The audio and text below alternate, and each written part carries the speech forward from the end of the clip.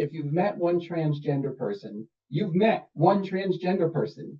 It's really important to understand is that even though people kind of put us into this all one category, we're all individual. Gender identity is a person's sense of being a particular gender. They may feel male, they may feel female, they may feel maybe a blend of both, or maybe neither. Regardless of how someone identifies, that is their gender identity.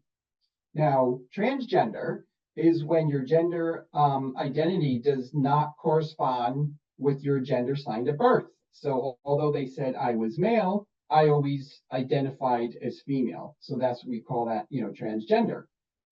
Cisgender, which is becoming more popular, I think more and more people are hearing this. This is kind of the opposite of transgender. This is when gender identity does correspond with gender assigned at birth. So if you're fine with your gender, you never think about your gender, well, you'll be referred to as cisgender.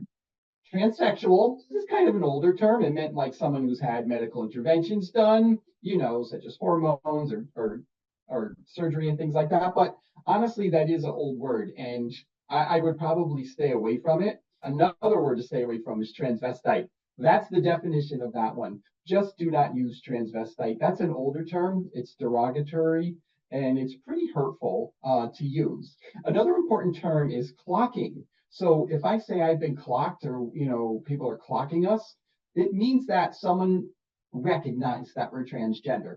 I mean, look, we all don't pass. Sometimes people can, see it or whatever. So we will use the words clocking. So important to understand that.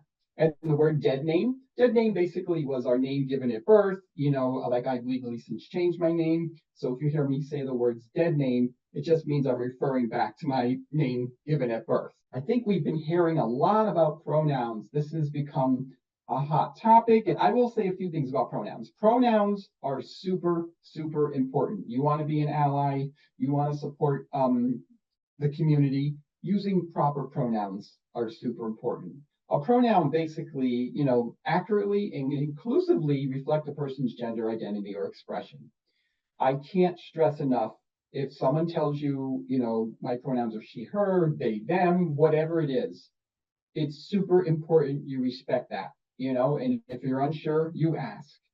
And I'll tell you this, using a chosen pronoun, again, is the best way you can support somebody. It goes such a long way. I see this a lot with parents and children. But basically with everybody, if someone mispronouns me, it really hurts and it really makes me sad. So super important. And now look, I know we're not perfect. I'm not perfect.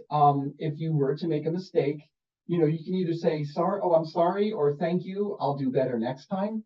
But definitely it's okay to make mistakes. Like I said, I make mistakes with people's pronouns sometimes, but it's okay. You just say thank you and then you move on. You don't want to make a big deal of it. You don't want to bring a lot of attention to it. Just say that and then move on. So super important, with pronouns.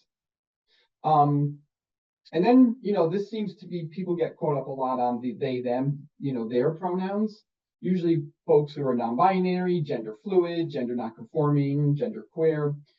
A lot of times people just don't relate to feminine or masculine identity. Some folks feel they're in the middle or feel they're neither.